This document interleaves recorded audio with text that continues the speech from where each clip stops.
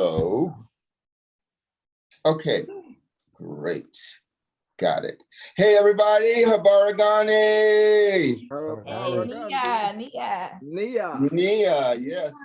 So, welcome back to 7 Days of Collective, celebrating collectives during Kwanzaa. I just want to thank everybody for being here and to this live talk back. And thank you all for just supporting the project. Mostly who's on the line is people who are involved in making the project happen. So before we begin, I just want to explain that there's 2 parts to the series. So we have 7 choreographers, 7 collectives, and every day we have a broadcast, which means it's pre-recorded, that's put out. And then we have a live session on most, and that's what this is.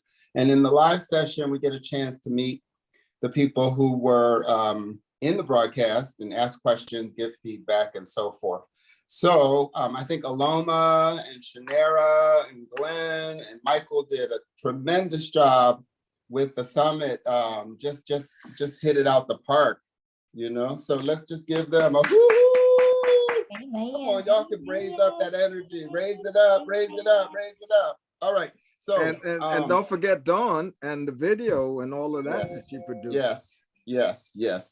That was so amazing, you know, and bringing Canada into the mix. Yes, Canada was in the house. The house. You know, we are around the world. And it's just, you know, with Michael being a teenager when starting and now being in his 40s, you know, it's just incredible with time and us who are seniors.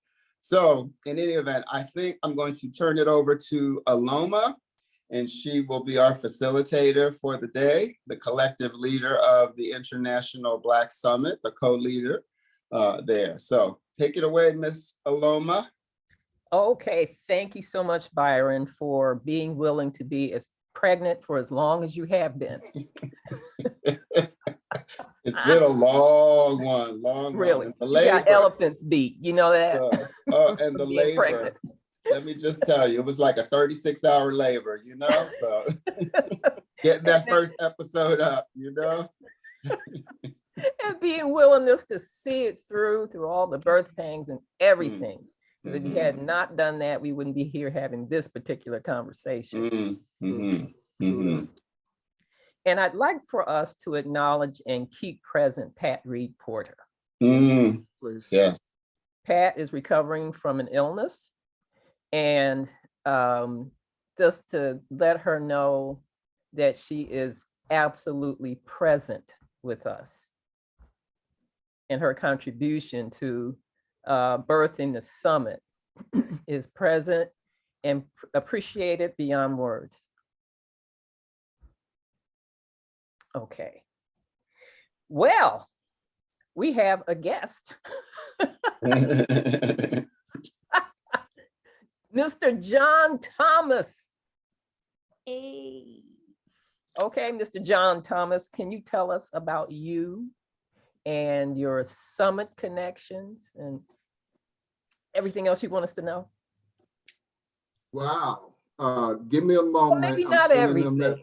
I'm sending a message to my other summit cohorts that's in another Kwanzaa celebration after party. So just give me about 20 seconds and I'll be right back. Okay. This is how you go between rooms digitally.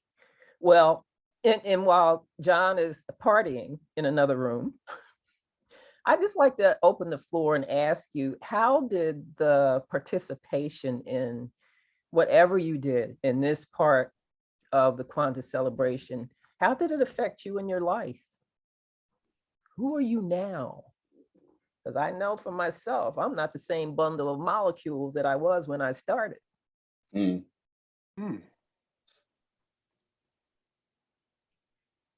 I'll share my response to that question first, if it's okay. Sure, absolutely. So ironically, before I received the call to do this, my wife and I had made a declaration to put ourselves out there more. And so immediately after making such a declaration, I get a phone call, and it's in reference to this. And then a couple of days later, my wife gets a phone call in reference to another project that she's the spearhead on, called The Awesome Place to Be. So it's just one of those, much like everything dealing with the summit, you know, when you make a declaration, you have to be ready for the universe to answer, and you have to be ready to answer the call. So, you know, this was a part of a bigger movement for me in my life. Thank you, Mike, for that, because you know I needed it. Exactly what you just said. But And Michael, how about the fact that it's an awesome place to be?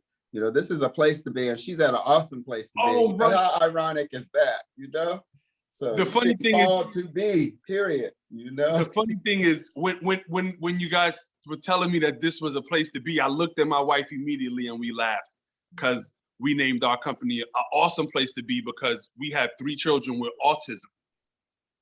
So it is in relation to you know, caring for children of special needs. So, you know, we all need a place to be, and because they are who they are, they need an awesome place to be.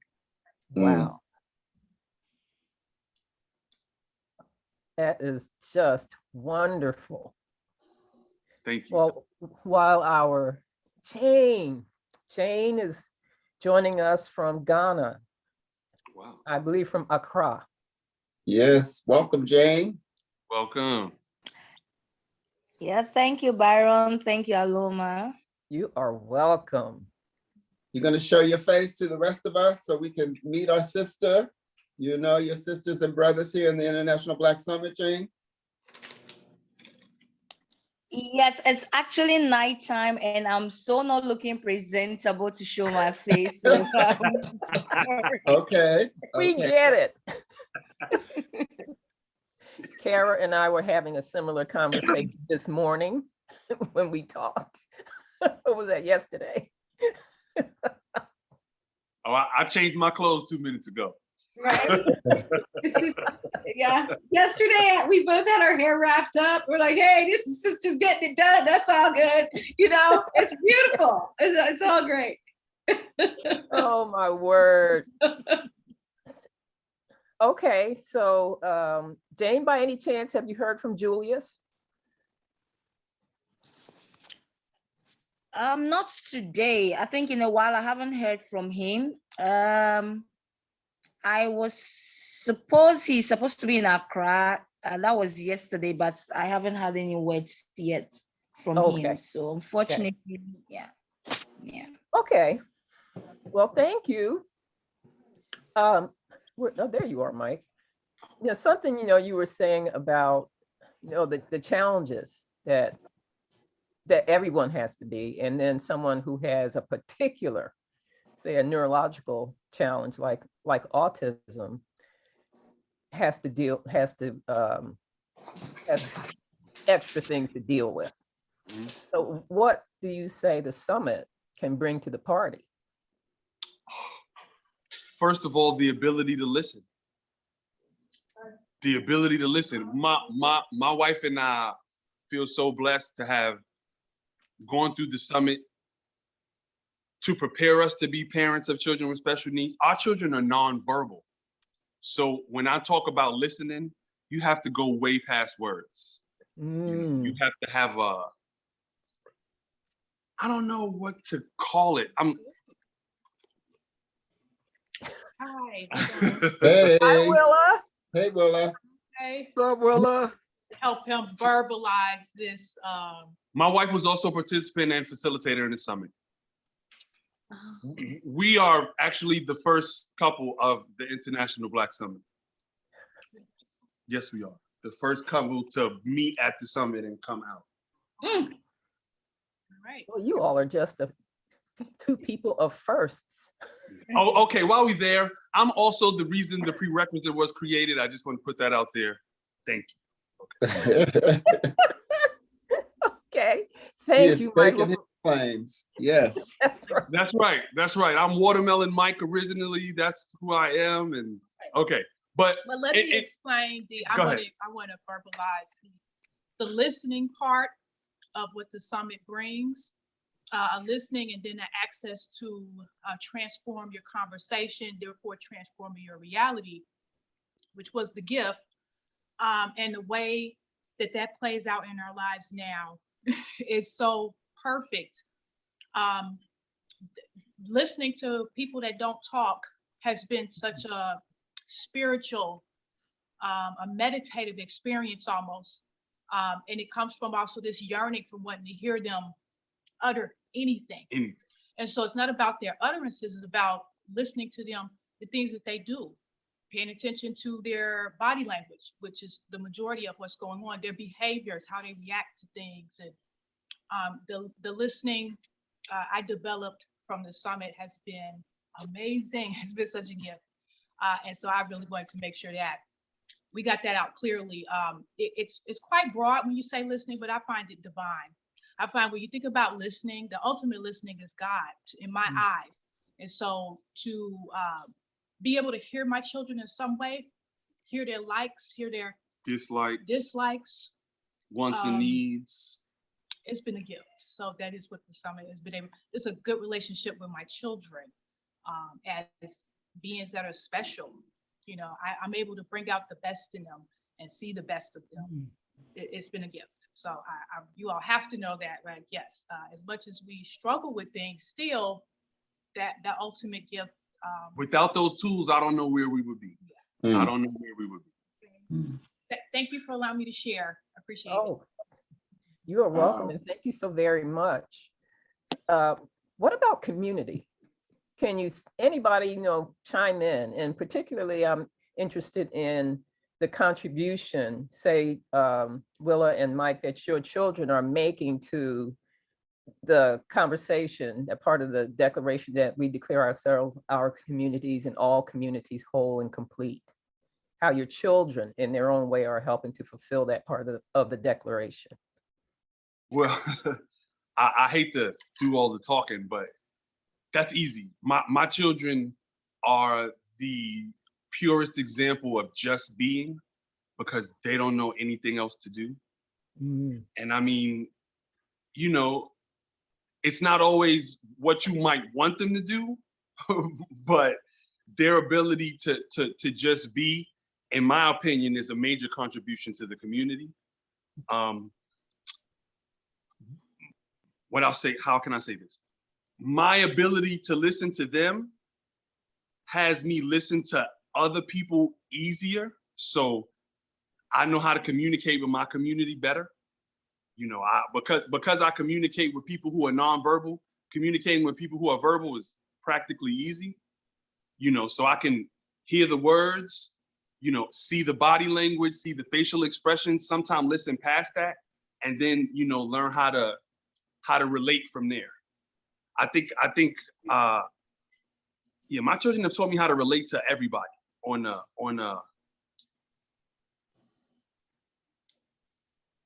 I don't know how to say it, on the level that brings us all here.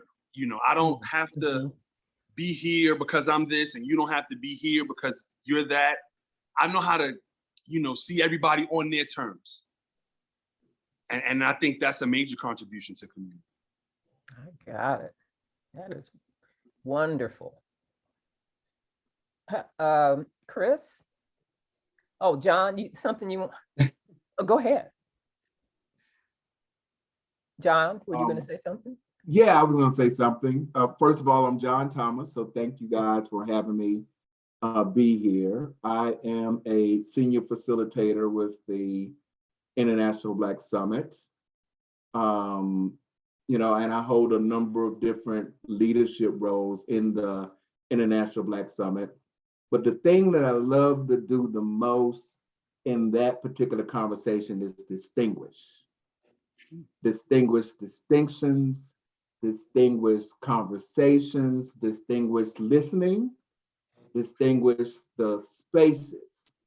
And when you ask the question about what have people been seeing for themselves or getting around community, and particularly to Michael, as it helps him in communicating with his children and his ability to listen to people at a whole different level, not just the words that are coming out of their mouths. You know, like what's that thing, Jackie Chan and what's the comedian, Chris Tucker? Can't you understand the words that are coming out of my mouth? Like, you know, I don't need the words that are coming out of your mouth. I'm looking at your body. I'm looking at your inflection. I'm listening to the intent. I'm listening to the said and the unsaid. And in another Kiwanis group, on Monday, they was looking at self-determination. And we were looking at that part in the declaration where it says, we assert that we're responsible for generating community as possibility and distinction.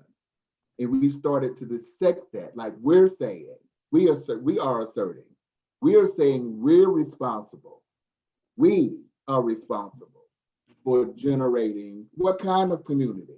A community of possibility and distinction. So we really started to peel it back, like looking at what kind of community are we in? What kind of community are we responsible for generating? You know, so I listened to this whole Kwanzaa collective, and I'm asserting that this is an example of being responsible for generating a community of possibility and distinction. It's just not a happenstance. It's just not a, oh, we're just gonna get together and chat. It's just not a, oh, by the way, there's an intention, there's a purpose. I believe that's what NIA is, right? There's a purpose for it. There is a vision for it, which I think lays the foundation for, you know, creating the possibility of community, of possibility and distinction. So thank you for having me be here. If there's anything else you want to know what's going on with the summit, sometime later on, I'll share that, where we're going, where we've been, what we're up to, lots of exciting things. Don't want to be like Michael and take all the time, but I could. Wrong for that. And just to all the people I've met before, I already know Glenn and Aloma and Dawn and Byron. I hadn't seen you in a long time, but I know, right? Name all the time. I'm telling Glenn, I need to talk to Byron. Okay, John. Okay, I'm gonna connect you. Glenn, I need to talk to Byron about that. Okay, John, Byron, I need to talk to you. Okay, I'll put my number in the chat, because Glenn, I mean, all these years, and he ain't never talked to me about you wanting to talk to me. So. Oh my God. Uh-oh. But we're supposed to be creating community here. What's up with that, Glenn? What's up with that? He intended, I'm gonna give him his prop, but you can read him the riot act later. And with that, I am complete. I'm pulling up the chat so I can see it. Thank you all for having me. And along with, there's any of the things or the questions you were gonna ask me when I was gonna be interviewed, if you wanna ask. Because I'm gonna ask you about all of that. Okay. Since we have the time, the POCT, all of it. So hold those thoughts. Who else would like to jump in to just share with us who you are now as a result of your involvement in the Kwanzaa Collective Extravaganza? I'll jump in, say something about that. Hi, everybody. I'm Chris Eclipse, and it's nice to meet everybody, see some of y'all faces again. I've actually really enjoyed this part, like seeing y'all faces more than once. I'm just now getting back in the States, and it feels like I'm finding my community again, in a way. When I left the States this time, I left like without a home and without a place to live, and I came back to a new place. So literally like everything is new. So there's new friends, I'm in a new location, and just seeing y'all is kind of affirming to me the newness and the new mission that I have to do in my life. It feels like my purpose. This reignited the fire in me that to follow through with my purpose and what I've been told that I'm here to do. I feel like that's been something that's been boiling for years, and I've been putting bricks on it, and then looking at the bricks for a little while, then put more bricks, and then look at the little bricks for a little while, and then, you know, so I feel like this reignited me to start building again and laying the bricks down. And I feel supported by the community. And I think it's, you know, I was telling Byron that it just reignited, it gave me the fire I needed to know that there's community here. Some of you have already done the things I'm doing now, and some of you are in process, but it just makes me feel welcomed in my purpose, in my fire. And I'm just really appreciating all the positive energy. And I haven't watched your video yet, but I will watch tonight because I've actually been trying to upload mine to Cara today. But by the way, Cara, it just told me that I have to buy new storage. My Google storage is full, so it's telling me that it won't go through. But I'll try again just now. It is finished. I'll just probably buy more Google storage. I don't know why, but that's what it said. But anyway, things like that, just having those conversations and knowing that we're working toward this big goal that Byron envisioned, and just talking about these things, these technical things, these creative things, these community things, and to know that you all are working just keeps me, it's inspiring for me, you know, to keep going. Sometimes that's all you need to do is just be able to see other people's process to know that you're all right. You know, there was some of us, sometimes you're gonna fall, sometimes you're gonna get up, sometimes you're gonna be fighting in the fall, sometimes you're just gonna fall, lay down and chill, you know? And I just feel all of that in this community, and it feels really, really, really good for me to see y'all faces and to see y'all all working for us. And yeah, that's what I would say. Well, Chris, you got me so curious, I can't stand it. You keep talking about your purpose. I want to know what it is. Well, I'm gonna talk about it tomorrow, but yeah, I've been knowing that you know, my name Christopher means to bear light. I've always had a very large burden on me of carrying light, and I feel like how that translates into my purpose is you know, my infinity with the continent and being able to live on the continent prompted me to want to give that experience to other people. And you know, tomorrow I'm gonna talk about this more in my thing, but I've been developing an exchange program to get us over a birthright program to get us to the continent before we turn 18, and to also get people on the continent into the diaspora, because I realized how important it is for them to actually leave the continent and meet their brothers and sisters around the world. So that is a huge part of my purpose. I think it's probably one of the most unselfishly motivated things I've ever done, being that I've worked in the entertainment business, I've worked on the stage a lot, and this has nothing to do with that. It's just something that I realized was healing for me as a Black man, as a Black queer man. It changed my perception on what it meant to be queer and Black in America, opposed to queer and Black on the continent, and actually where I stand in that space spiritually, and how that affects me, you know, spiritually. So I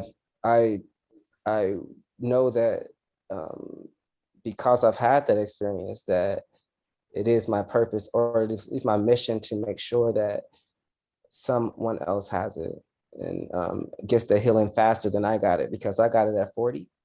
And as you'll see in my thing tomorrow, like the Jewish birthright program, which has been around since 1999, has sent over 700,000 people to Israel, and they've gotten their healing before they turn 18. So I think that, you know, we have to also start taking it really serious about what our mental illness are and our sicknesses here in America, and start getting our people over there to feel that fullness and that wholeness. And I think that's pretty much what, before I transition from this planet, I plan on taking a couple of 100,000 people there myself.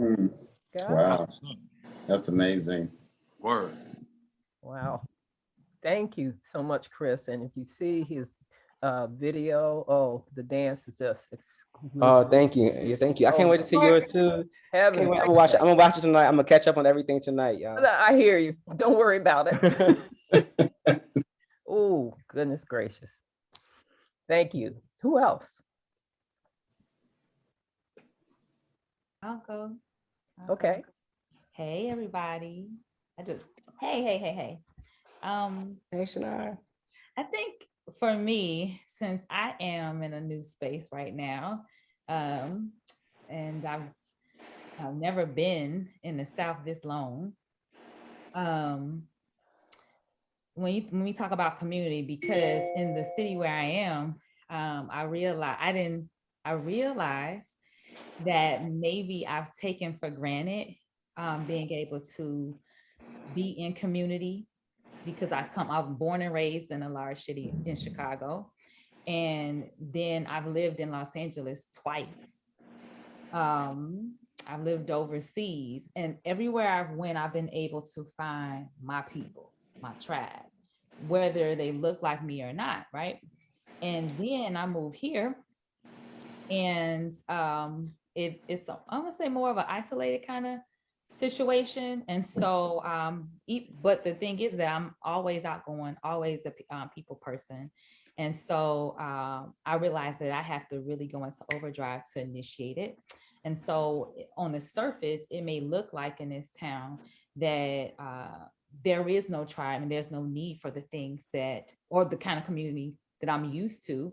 And so we have to go and initiate those things, right?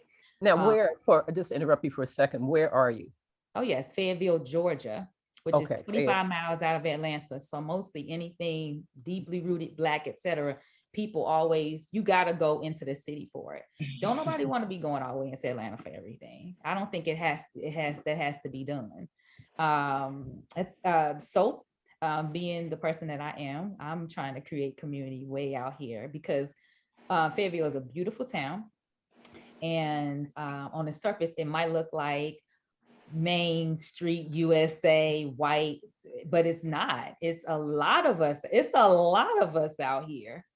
And yeah, we out here big. And then there's a lot of, there's a few celebrities that live out here pretty good as well. So community. So it's like I'm in this really interesting space, real fresh in this small town. And then here, I get this opportunity to perform, if you will. But it's, for me, I guess my soul just leapt into it because I was craving community at this depth, at this level, because I hadn't been around it in a little while, right? And so I'm rejuvenated.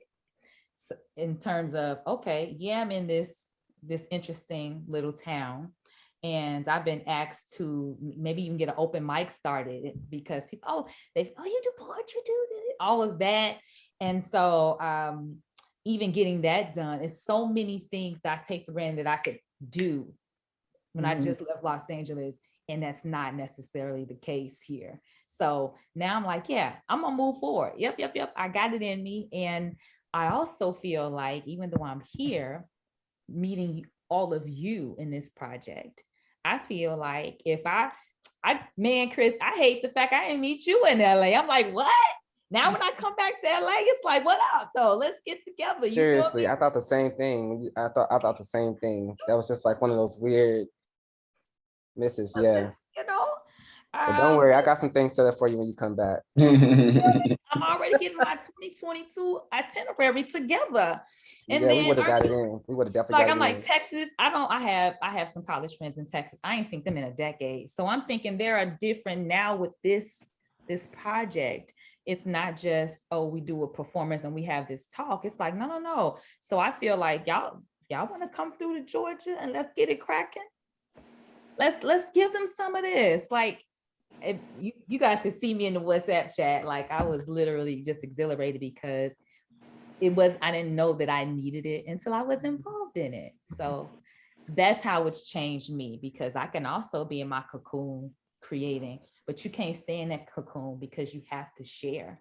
That's part of my whole purpose process as well, me coming out here and being away from the big city. So that's what it was over a month ago. And then this is where I am today. I'm excited. Oh, I got it. And Shanera, what struck me, one of the many things that struck me about what you said, is you're literally building the infrastructure. Before, all you had to do was plug in to an infrastructure that was built.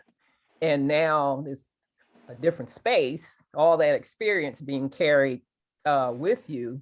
And it's a different place and space and way of being to be one who creates the infrastructure. stretched in a whole lot of different ways. So, I'm thinking about that, and I'm just, and all of you just think about that. And I want to ask a question, and I haven't forgotten about you either, John. Just everyone, if you would think about this, self-care. Because in what you shared, you pointed to that. Now, so far, Chris, you pointed to it. Shanera, you pointed to it, self-care. I didn't know I needed this. And, it's a shock. I live in a similar kind of place here in Nacogdoches, Texas. It's not as open and forward thinking as where you are. And, where you are may not even appear like that. But self-care is absolutely imperative, and exploring what that is and the contribution that is to being whole and complete, and communities being whole and complete, especially now. So keep that, put that in the stew and let that cook a minute. Yeah. Can I say something? Aloma, do I have your permission? Let me see.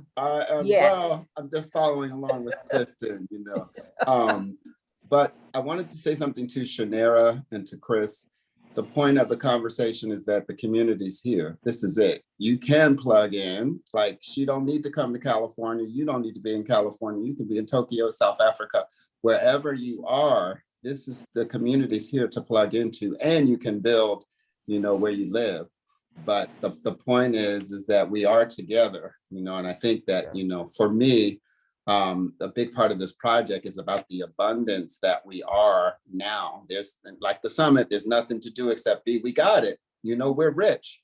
We're rich in the wealth of one another. When we tap in, when we make those connections, and this project is just to have us see that we just connecting, and who knows how many collectives will come out of this. But getting back to well-being, I think for me, well-being, and it's great to have Kara around me. Kara has taken this project. Believe me, this project would not be what it is without Kara.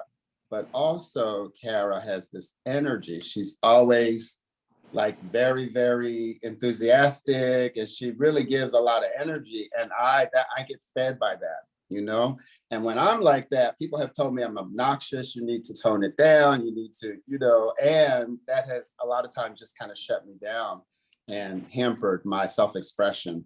So I think in terms of our self-care and well-being, I think in terms of mine, is I realize I need people around me who have that kind of energy. The philosophy is nurture, inspire, empower, transform. I am nurtured when I'm around people who are excited about living and who can call me on my shit when I'm getting whatever, and hold me accountable.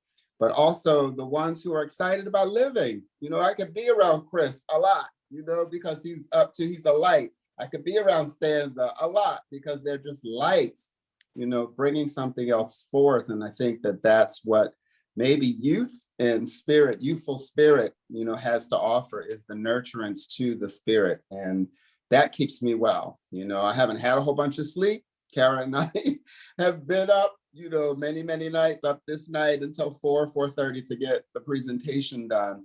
But I'm running on the inspiration that I get from watching the sessions. It's just so inspiring. And I grew up as a kid, I was very different, and wasn't understood and wasn't supported. And so this, for me, the transformation is about, I found that my peoples, I've had it in my head. I have a great network, but this is a demonstration, that I can plug in here and get what I need, and I'm not crazy, different, or obnoxious in this environment, so it's home. And I have my brothers and sisters. It's a little corny. I got all my sisters and brothers with me. Anyway, so I think that that's a part of, and I think that loneliness, being disconnected and not connected to community, can be a detrimental part of well-being, and it's just connection can be transformative. That's what I've learned in this project. And so I think a place to be is really about individuals plugging into community. And that's a part of our well-being. That's a tenet here. So I'm complete. Thank you so much. I got it. Thank you so much, Byron. Let me Glenn? jump in, Loma. And then I Mr. want to welcome formally Jane and Julius. Okay, great. You know, it's we talk about well-being and we talk about connecting and reconnecting. And, you know, one of the things that I'm reminded is that music is one of the things that connects us. You know, when I think of, you know, the different places, and for some reason I am thinking about Brazil, when the summit was in Brazil, something about that drumming, something about connecting to each other on a level that is without words. And having this project is really about connecting on a musical level, connecting on a physical level, emotional level, and a spiritual level. And you know, one of the things that I was so excited to get back in touch with Mike, because I haven't talked with Mike in years, and to, you know, realize that he was 16 when he first participated in the summit, and now he's 43 inside of this conversation that has been a connective, a way of connecting to different aspects of this conversation and the different communities that we've built over the years. And so it's you know, it just is a tribute to really what's possible. You know, we now have the ability to connect worldwide in a way that hasn't been accessible as it is now. And so now that we've got this accessibility, we really have the tools, the you know, all of what we need. Excuse me. And so the opportunity is really for us to keep building on it and to keep expanding, because the truth is, so let me speak for myself. So I don't know what's really possible. I know that I have a vision out there, and that vision is about connecting and having people thrive. And, you know, inside my vision of health, wealth, and abundance, you know, connecting people around the world. And we've now got the platform to do that. So I'm excited. Byron, thank you for this opportunity to really bring that into fruition and to begin to now energize these different corners of the world, and pull that together so that we can begin to build on top of what you've created. So thank you. Thank you, sir. Thank you, Glenn. Julius, welcome. Thank you for making it. It is now, what is it? Let's see, 10? What time is it, Julius? in Ghana? It's 11:13 p.m. 11:13. Okay, so it's 10 from Eastern. I'm Central Time. So all of these time zones, I am telling you, enough to make my hair stand on end. So would you introduce yourself, and for anyone who didn't see the interview yet, give us let's share you and what you're up to, what your vision is, and what you're doing about it. Julius Kwanzaa is the name. I am based in Kumasi. That is the capital city of the Ashanti Kingdom in Ghana. I am working as a dance instructor and choreographer at the Center for National Culture. I am in charge of the well-being and management of the regional folkloric troupe in the region.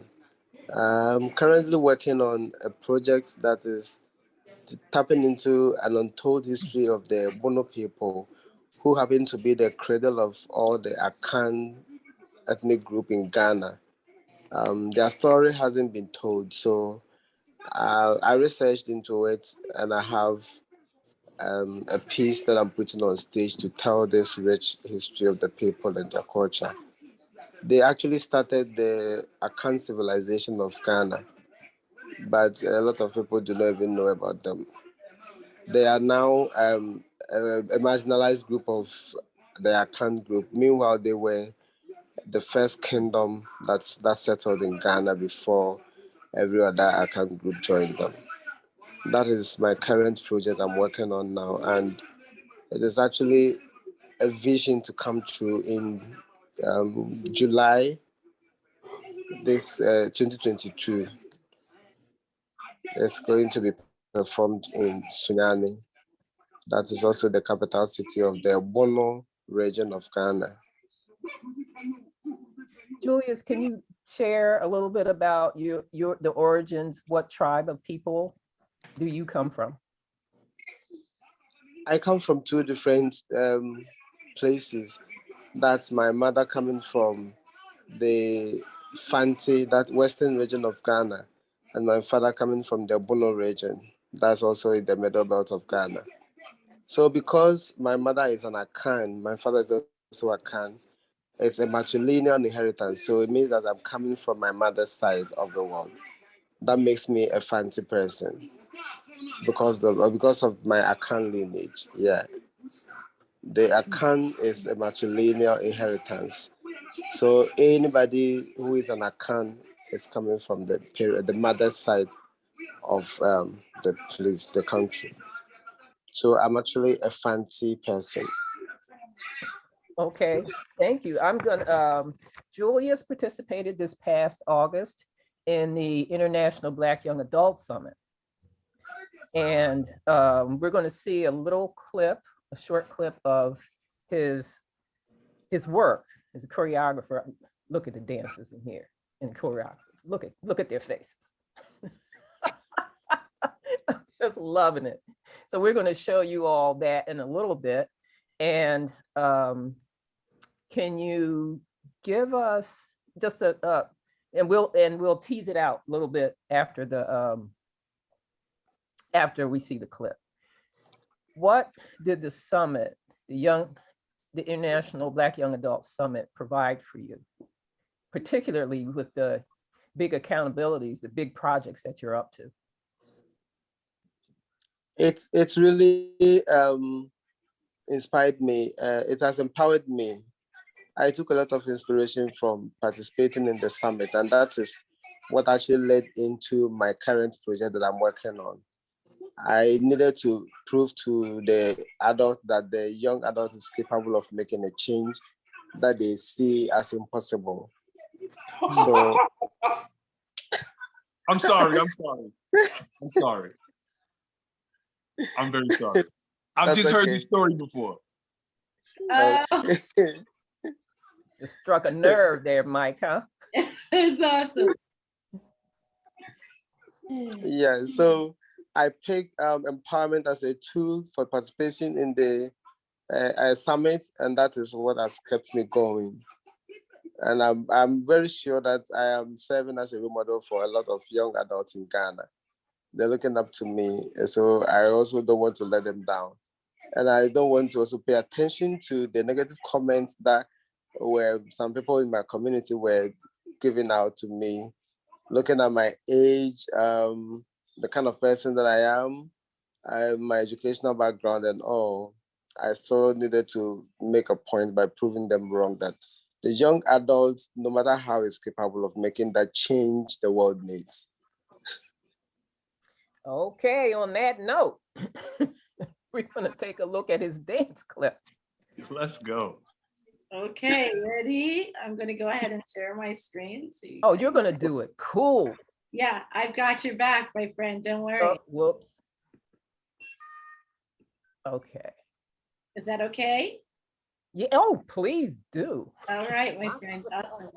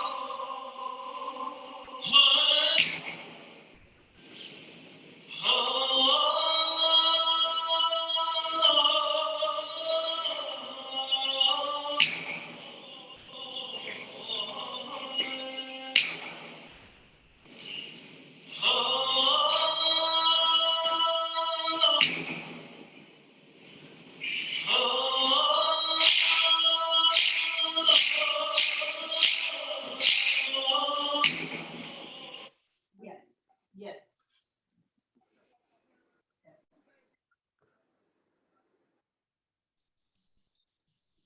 Wow. Yeah. Still moved. Still moved. Listen, we gotta unmute that. Give that up. My goodness, Thank you. that was powerful. Yeah. Can you speak to us about this, Julius?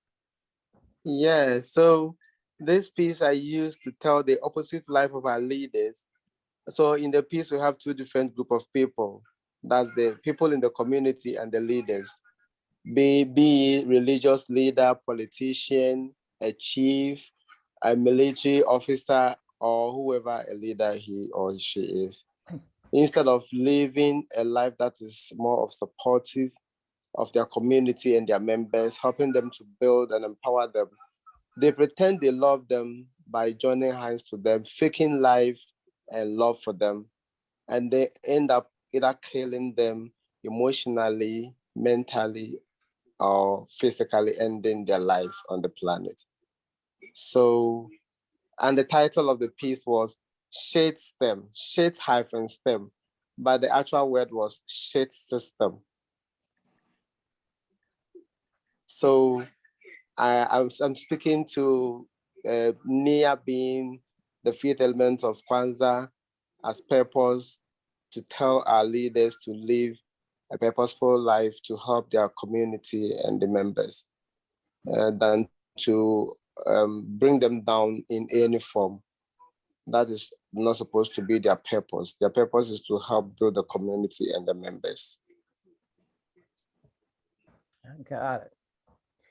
Anybody like to share their response to that? And I'm particularly interested in hearing from the choreographers, fellow choreographers. Yeah, I'll start. That's just the pressure's on. Now I'm gonna let you take off. I usually, honestly, to be honest with you, when I watch people's work, I don't really like to talk about it. I like to take it in.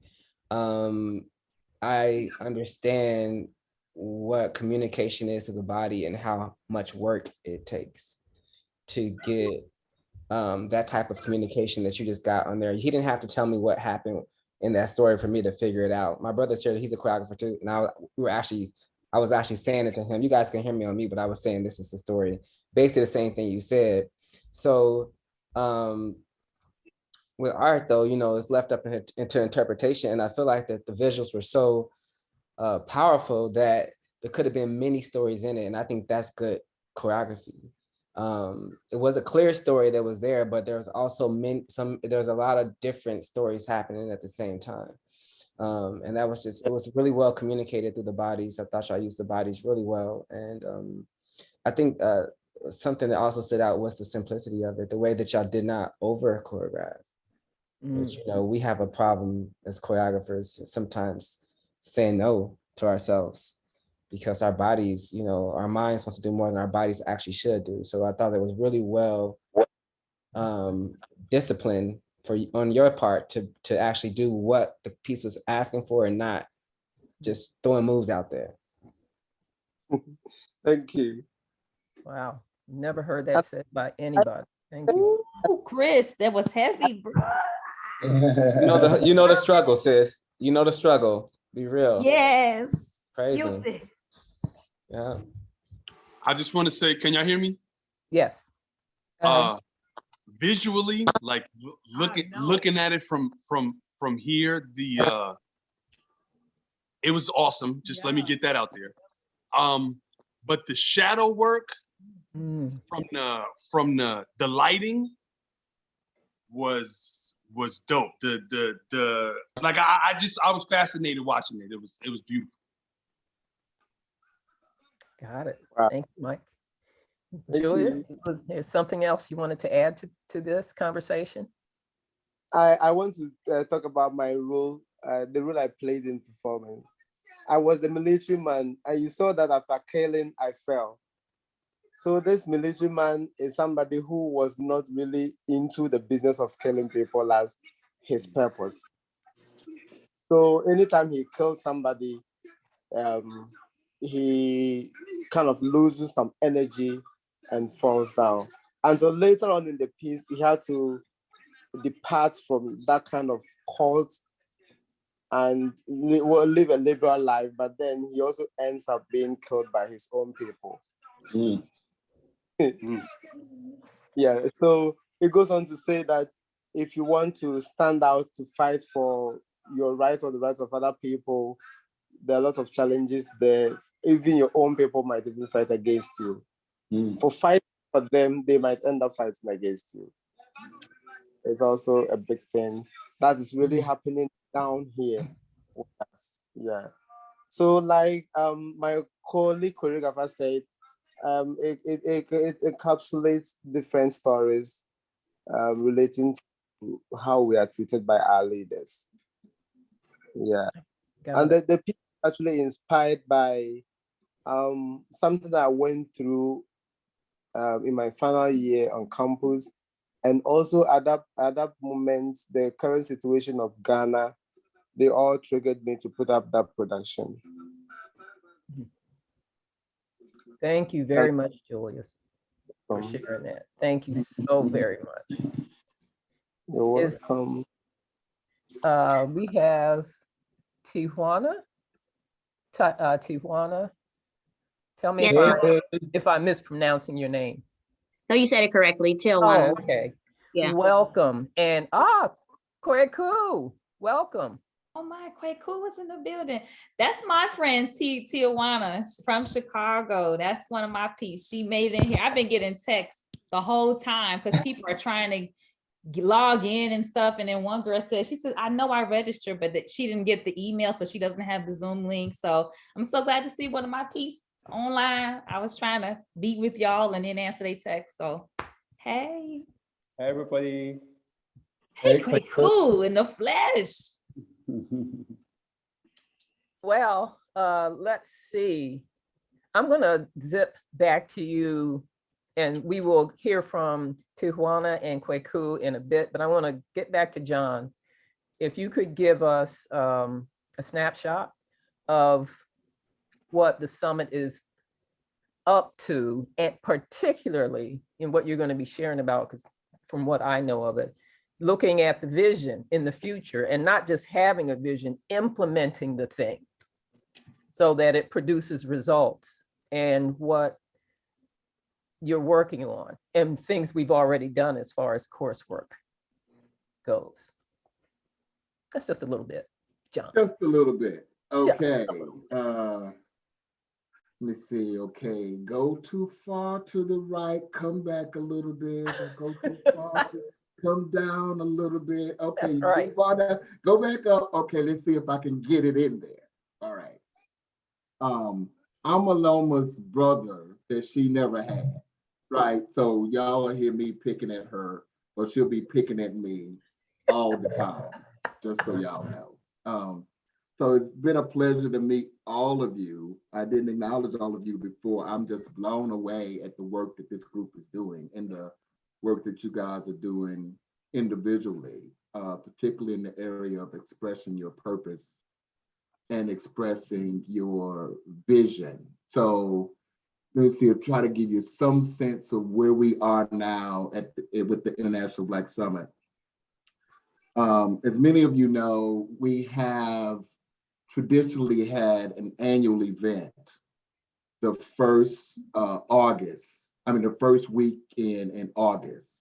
And we have a youth summit, a young adult summit, and adult summit all at the same time.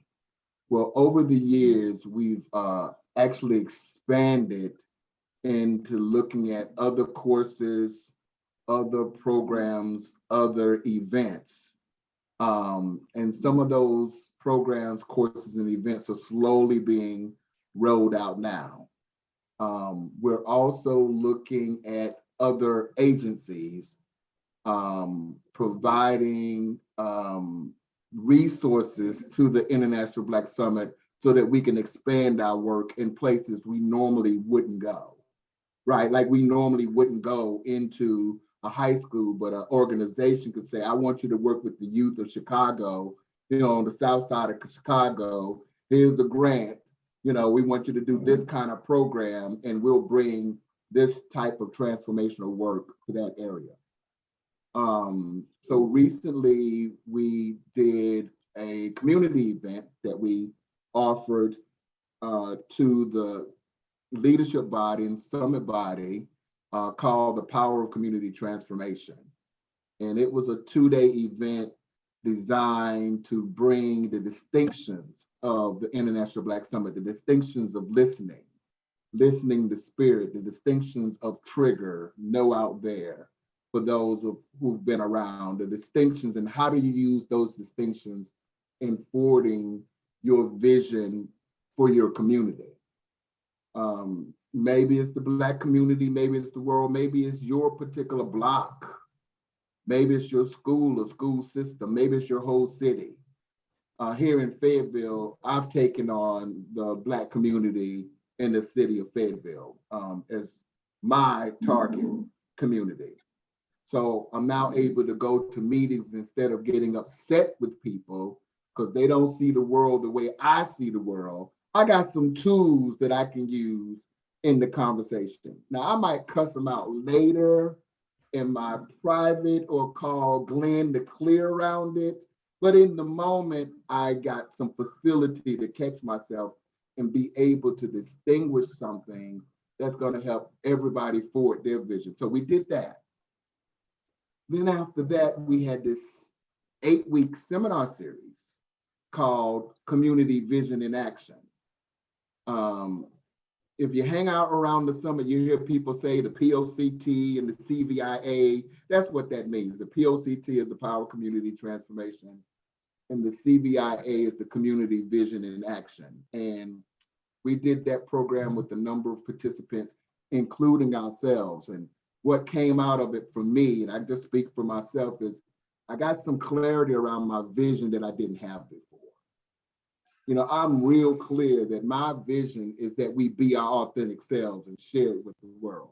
I am absolutely clear about that. And my former wife said, well, who's the we? I'm like, anybody within the sound of my voice is the we, that I'm saying, be your authentic selves, we be our authentic selves and share it with the world. And because of that, we created these visions and a mission and goals and outcomes for those goals for that particular community. And it just moved it out of this good ideal space into a kind of making it happen space. And I want to share like a unpredictable result that happened for me. So I got my goals. I want to impact my community. It's about 350,000 of us here. I want to reach 15,000 of them in 3 years. I got it all mapped out. Year 1, we're going to do 300, and year 2, we're going to do this many. Year 3, we're going to do that many, and had all that worked out, sorted out in my mind. Very linear person. But somewhere in the midst of all of that, I had this thought that I'm going to stop drinking. And I'm going to stop smoking. I decided that on December the 10th. And just so y'all know, just a little bit of background, I love beer. I absolutely love beer. I'm not a big alcohol drinker, but I love beer, and I drink beer all the time. All the time, at night. Love it. But it was starting to get the best of me. It was starting to get to the point that it had more say than I did.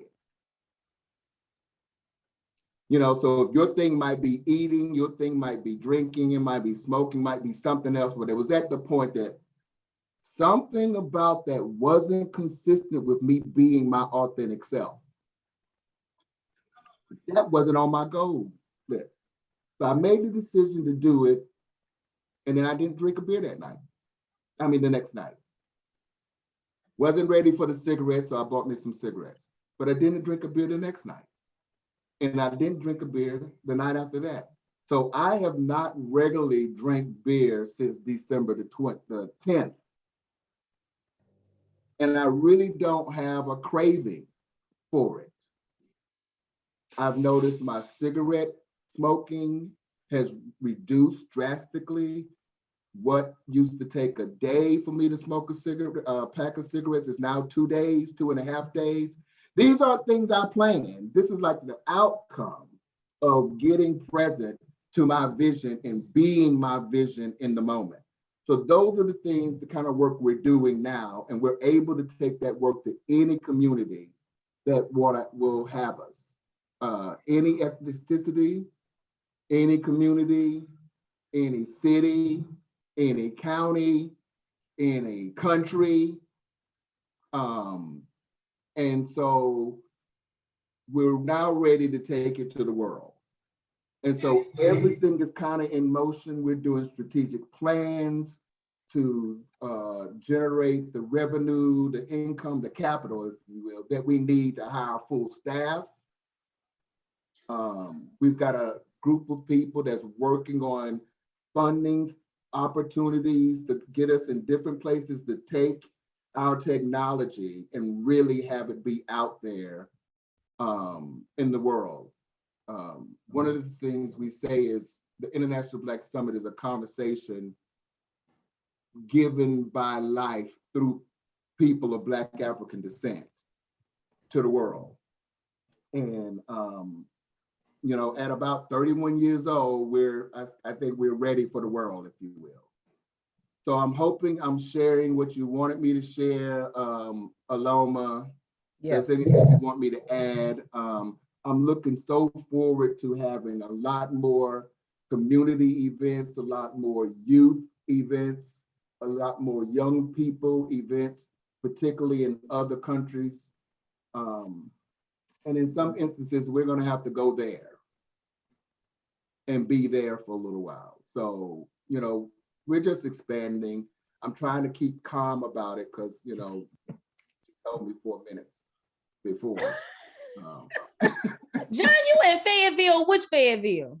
I live in Fayetteville. When you said Fayetteville, I was like, oh my God, she's here. I'm in Fayetteville, North Carolina.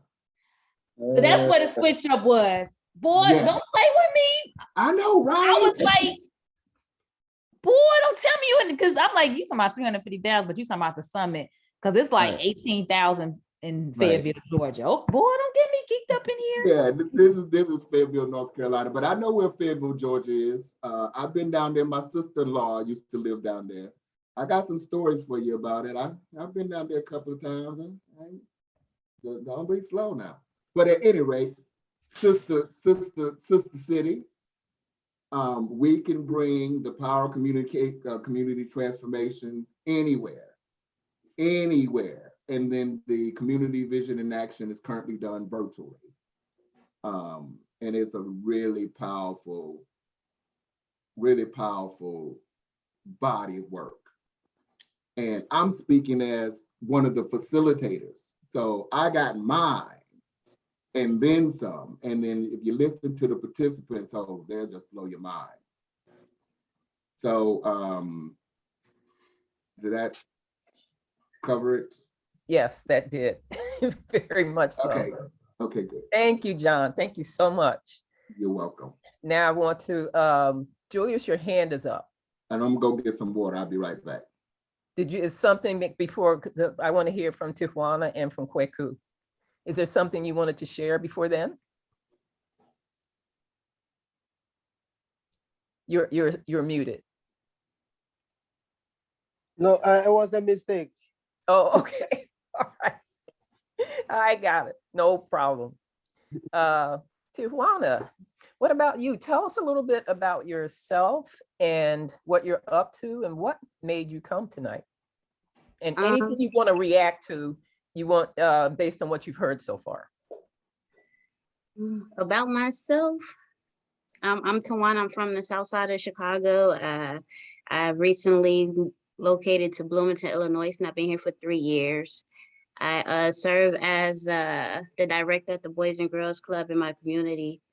And what brought me here was Shanera. She keeps me uplifted and educated. And she sent the link for the Kwanzaa celebration. I was like, I want to be a part of it. I want to know, I want to learn what's going on. And that's about me. Okay. And anything you'd like to contribute during the conversation, you know, either raise your physical hand or under reactions, your virtual hand, and we'll get to you. Thank you. You're welcome. Hey. Kweku, the other brother my mother didn't know she had. Yes, Aloma, my sister in roller coaster riding. Yes. Absolutely. So what brings me here, Aloma Marquis brings me here on the OWL page. She's like, you got to come across. I was on some calls. I forgot the time. Jane comes through. She's on a Kwanzaa call. I'm like, what? She's on a Kwanzaa call. So yeah, I just had to jump on. Aloma, this year it's been powerful getting to know you inside of this context of collective, right? And, you know, for me, it was just amazing. Aloma jumped on a call with Bloom, with Olu's Collective, which is something I'm very much part of. And she gave some feedback, and her format for her feedback just blew my mind. And I'm like, I didn't know anything about Aloma at that time. I just was like, this woman knows how to structure feedback in a way that it resonates through the whole space. And, you know, I was like, Olu, who is this? He says, it's only one of the women who created the International Black Summit. And I was like, okay, I understand now. So, you know, fast forward, we've had a chance to collaborate. You know, Olu and I developed a platform, a format for collective leadership that we wanted to share. It's just our version. It's not like that's what collective leadership is. It's the version that we kind of thought was working for what I'm doing over here in Ghana. Aloma jumped on board, she contributed, she was part of it, and she shared her vision really, really authentically and with so much vulnerability and love.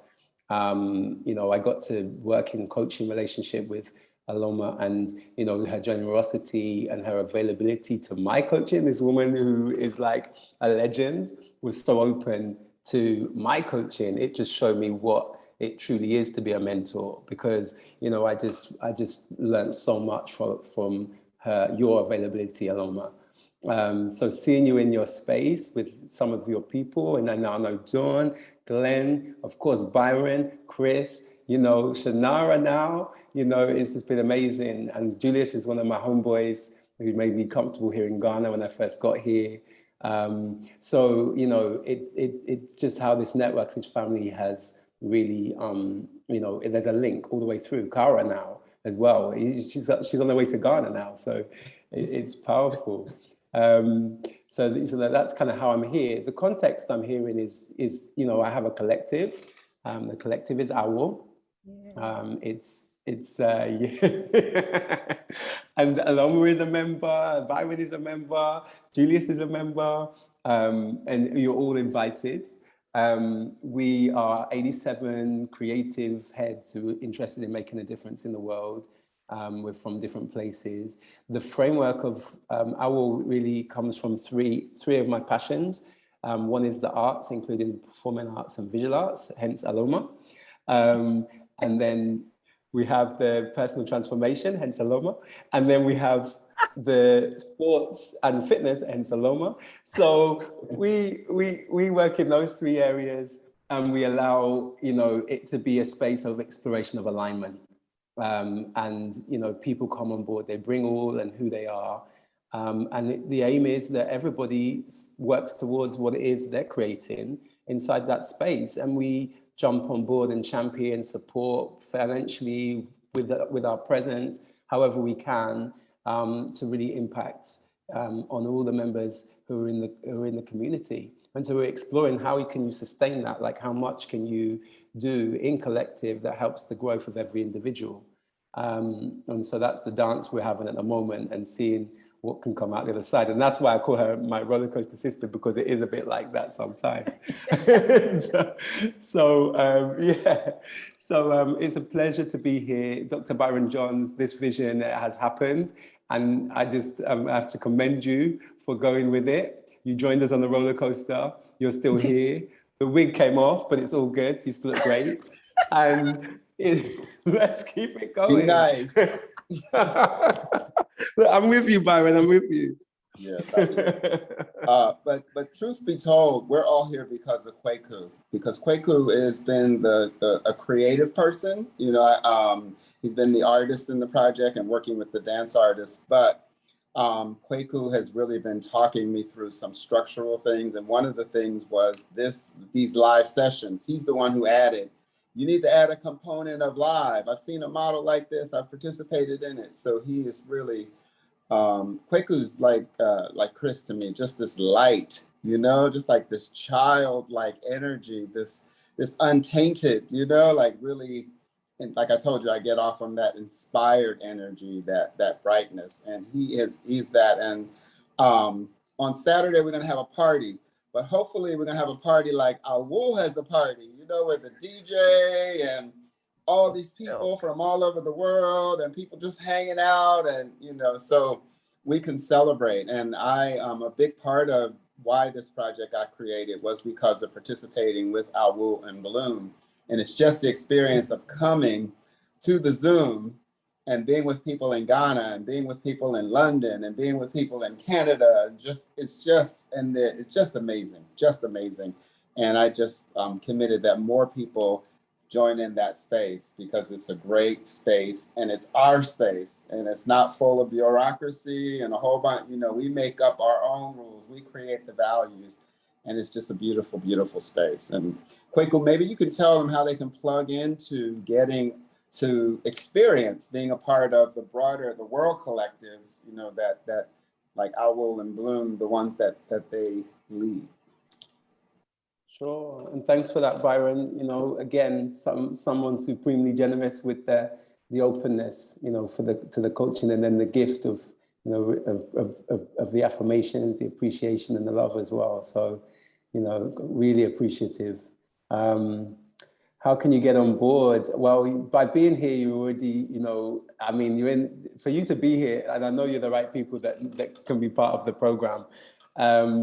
And how I invite is I send you my call out. You know, I have a piece of writing which shares a bit about why Awul, and if it resonates, that's the first qualifier. You know, so if it truly resonates, people hit me back and say, oh, it resonates because of this or that. And then what I do is I send a registration form out, which has a deeper level in terms of what's available and how you might want to engage inside of the Awul space. And once you fill that in, you're actually invited into a WhatsApp space, which is, you know, where we do a lot of our communication on a ground level. And then you're asked to do an introduction, which has you form equity with those in the program, in the group. And then that's it, you're in. And then we just explore through, you know, what it is you've said inside the registration. We just explore, you know, what's your gift that you're giving, and what's the ask, what's needed and required from us as a community to support you in your vision. And that's the space for Awul. For Bloom, Bloom has also got, you know, its own registration program. It has physical courses that you can apply on. The first one is Finding Your Big, which is also a publication as well. So once you register and you do Finding Your Big, it creates that kind of understanding of the Bloom language, which is elemental. And it brings you into the space with all the other Bloom family. And then you can engage in, again, there's a WhatsApp group, there's a Mighty Network, which is another online platform. And then there are the events, the parties. And then next summer, everyone's got to be here in Ghana, Accra, August 2022, Bloom Festival. So people, prepare your visas, prepare your passports. Let's get ready to party.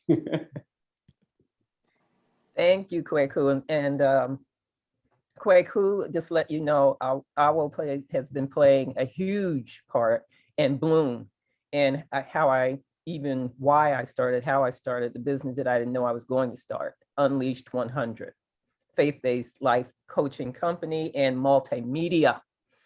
So there's some of the fruit of both of those conversations, both of those collectives. So thank you very much. And AWO was major in having young adults participate in the summit. It was I was in Kweku's hip pocket every single day. But for Kweku, it would not have happened. It was, oh man, I can't even begin to tell you the 4 young adults from Ghana really as a result of the AWO collective. So thank you for who you are, what you're up to, and what everybody in AWO and Bloom is up to. Thank you, Aloma. Beautiful. You're welcome. And Dawn. Yes. Yes. Ms. Dawn. Yeah, I wanted to kind of follow up with what Kweku just said, because I'm actually in the Bloom program, and it all intersects so well, because that's when I got really clear on my vision that everyone be valued, included, and visible. Something which I'm seeing here, by the way. And it's so, so powerful. And it has me in action with my vision, with people I never knew. And I'm going to contact you, Chris, Shanera, Byron, because you all are what I feel the world needs to see. You are inclusion. It's not something we have to go find in somebody else. It's in you, and people need an example of that. And so I thank you so much. And it works so well with this program itself, because alone my beautiful sister who brought me into this program and brought me in on purpose. I mean, that's what it's all about. Our purpose and being who we are meant to be in the world. I'm seeing that, I'm feeling that, and I am so thankful to be here to meet you all. And yeah, this is not the end. So thank you. And Dawn is coming from one of my favorite places on the planet is Toronto, Canada. Folks in Toronto, Canada, they know how to eat. There's some good food in Toronto, Canada. So that notwithstanding, Dawn is coming to us, and her history is just, who she is and what she's accomplished in life is so rich. She's somebody you want to plug into and to have on your team. Absolutely, just so you know. Now, who haven't we have not heard from? Kara. Hello. Boy, my life has totally changed around since I've been. Hello, my hires. Oh, my lovelies, you're so fabulous. I gotta say, I just, everyone that's on the call, I feel like I know you. You each have a part of my heart. This has been the most exquisite last, I guess, 3 weeks now since I've been brought onto this project, and I've rediscovered my skill set, discovered new skills, reconnected to a passion that I forgot I had. And many of the skill sets that I have, I'm ready to get to Ghana. I'm certainly ready to be in LA. Right now I'm in Washington, DC. I moved here from Arizona, like 5 years really of praying, and I'm just really chanting diligently for 5 years to figure out a way to leave. And now I'm here in DC, and I cannot wait to be in just in spaces and places that I've never been before, taking my skill set with me. And I'm very excited to be able to do that, and certainly get connected with all of you. The love and support and creativity that has enveloped me since working on this project is extraordinary. And thank you for Byron for being my brother, my bestie, and Aloma and Chris. We're just getting underneath of my wings and making sure everything's working. It's just an exquisite time. So that's what I'd like to say. And what she didn't say is the skill set that she rediscovered is editing. And so you don't hear a lot of ums and you knows and all of that. And she's she's been up mostly every night until 3, 4, 5 in the morning. 5 it was this morning, editing the videos down from 4 hours to 5 minutes, maybe, like that kind of stuff. Seriously. And, for her to walk in the door, that's not what she walked in for. She walked in just to support getting the choreographers and the collective just lined up. But she ended up taking this position and taking it on and doing a magnificent job. I think it's made all the difference on the project, so let's give her props. All right, Miss Kara. Thank you. Thank you. Okay, thank you so much. But now, Julius, you have your hand up again. Is this for real? You got your hand up again. No. I'd say it again. You broke up a little bit. Is there something you wanted to add? Oh, it's still a mistake. I think it's the first out there. Okay. Yes. Oh, no problem. So, is there anything else that anyone would like to add about anything out of this experience? Mike. Can you hear me? Yes. First, I just want to say I want to thank everybody for allowing me to participate. This is a big reintroduction for me to the rest of the world. My family and I have very much been hermits for the last, 3+ years. So it's just very warming to see different faces, to hear different voices. I always feel like a kid again when I get in the summit space, even though I'm clearly not a child anymore. But always feel like a kid again, and I thank you guys for giving me this. It's awesome, and I apologize. I don't really know Zoom etiquette. I'm here snacking and fidgeting and stuff. So if I've done anything wrong, I apologize. Like I said, I'm just kind of reintroducing myself back to civilization. So thank you guys, and I look forward to touching base with some of the people who I don't know personally. The Bloom and what was the name of the other group? Please send me a link. I would love to hear more about these things. I'm super excited. Like I said, I feel like a kid again, and like a kid, I keep babbling. So I'm gonna be quiet. And the other group's name is AWO. That's the Ghana group. AWO with Quake. Okay. I thought I put an L at the end. AWO. Yes. Okay, perfect. And I want to read you all. Got it. The purpose of the International Young Black Adult Summit. The purpose of the International Black Young Adult Summit is to provide an opportunity for participants 18 to 35, a space for reflection, communication, mentorship, and growth through vision creation and implementation. This conversation empowers young adults to powerfully transition to adulthood, equipped for global success. I've been listening to, say Julius, I just say, okay, that's the definition of him. I can just see him embodying that purpose.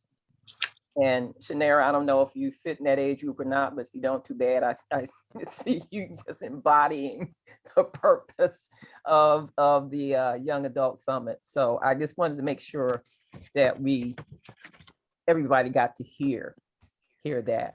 And the purposes that of the Adult Summit, the Young Adult Summit, the Youth Summit are all generated. Say it again. The purposes are all generated by the participants themselves. It's not some form that they get and coached into it. No, it comes from their own visions, their own life experiences, their own dreams. That's where the purposes for each of these three summit groups comes from. I want to kind of respond to that a little bit. I'm actually just Michael. I watched the broadcast from earlier with him on it, And I was like, that brother same age as me. Well, we got that youth. Woo, woo, woo. I loved hearing about the reason why you truly showed up at the summit in the first place. You're like, I just want to see beautiful Black women. So I love that. It was hilarious, but refreshing. Like the brother was saying earlier, be your authentic self. When we talk about like the youth, like bringing it together, because in some respects people say, oh girl, you still young, but then there's definitely a difference between 43 and 23. And when I think about, I think it's no coincidence that I was given the principal NIA, right? And TT, because I affectionately call Tijuana, she can attest to that. There has always been an element of my life that was specifically geared towards almost like a big sister, an unofficial like mentor kind of thing, which is kind of what I am to TT, have been for years, and other younger women.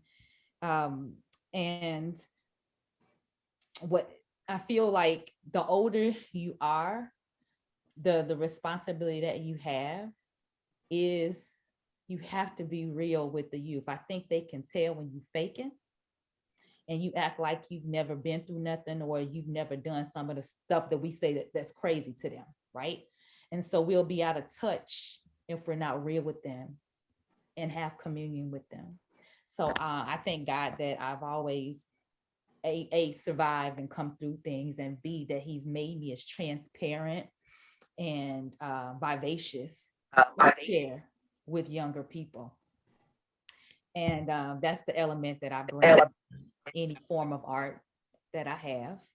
And so for me, I never want to focus on, oh, you a dancer, or you a poet, or you are this. It's not a title. It just happens to be the method in which I do the Lord's work.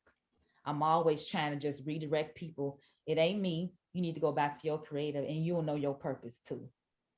And that's my theme and everything. So yeah, that's you. my little 2 cents about that. Thank you, Shanera. Tijuana, is there anything you'd like to say about any of that? Absolutely. On the spot, bless her. Absolutely. Shanera has been a great mentor to me ever since my early 20s. I'm in my mid 30s now. And she's just been that guiding force. So it is great that she was given NIA, because she truly walks in her purpose and is a woman of her word. So yes. Thank you so much. Well, is there anything anyone else would like to add to any part of the conversation? We would welcome it. I do. I want to just add that we still have 2 more sessions, day 6 tomorrow, which Eclipse will be leading. And we have Ronaldo, a dancer from the Ailey Company, performing. And then we have day 7, which is Kwaku and Maury.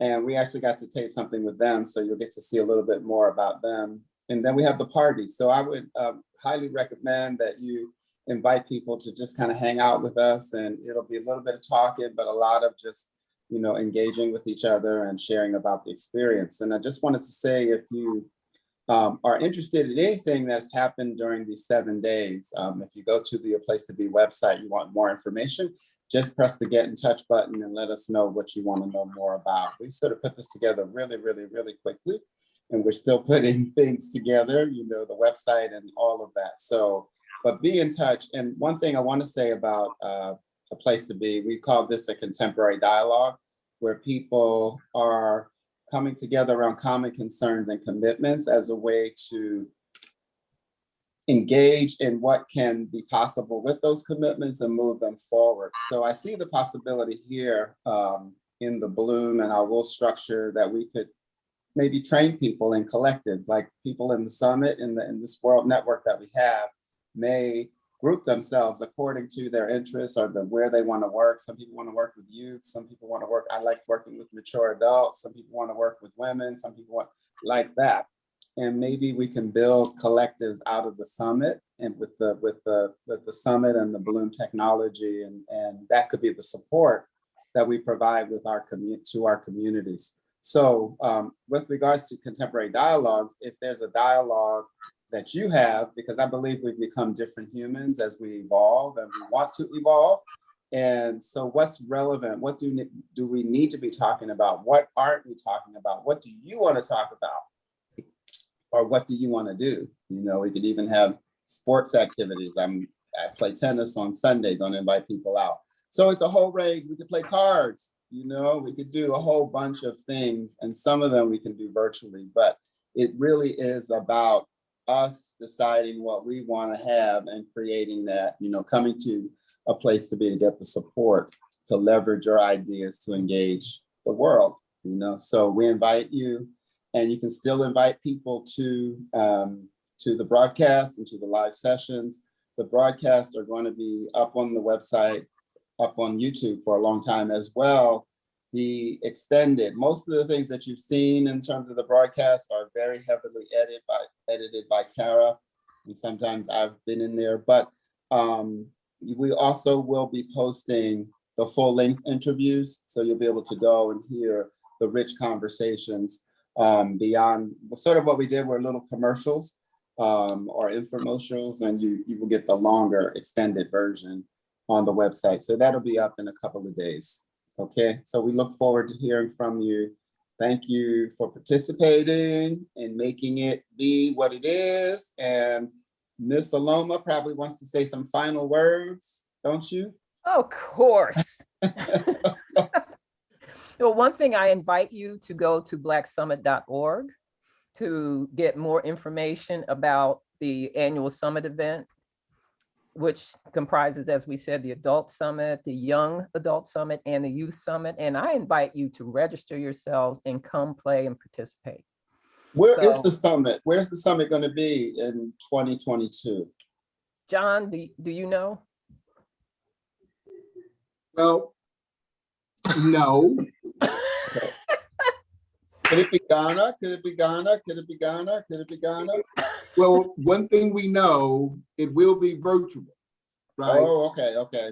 It will be virtual. What we don't know is if there's going to be a physical location in 2022. Spirit hadn't given that to us yet. And we do listen very closely to that, and we operate on the principle of alignment. So that determines pretty much everything that we do. And we have been able, by the grace of God, and I am not kidding you, to operate using that particular technique and methodology for close to 32 years. So thank you, everybody. It's so good to see everybody all in one place. And I just enjoyed hearing you share yourselves, being your authentic selves and sharing that with the world. Thoroughly enjoy that. Okay. I think if no one has anything else to contribute, and you have tons, but you may not want to contribute that tonight, we'll call this complete. All right, great job, everybody. Thanks Yes. so much, Aloma. Awesome. Bye. Take care. See you at the party. See you at the party on Saturday. All right, bye, you guys. Dress up, do your nails, do your hair, Bye. grab your drinks. Bye, Chris. Bye. I'll talk to y'all Bye, soon. Julius.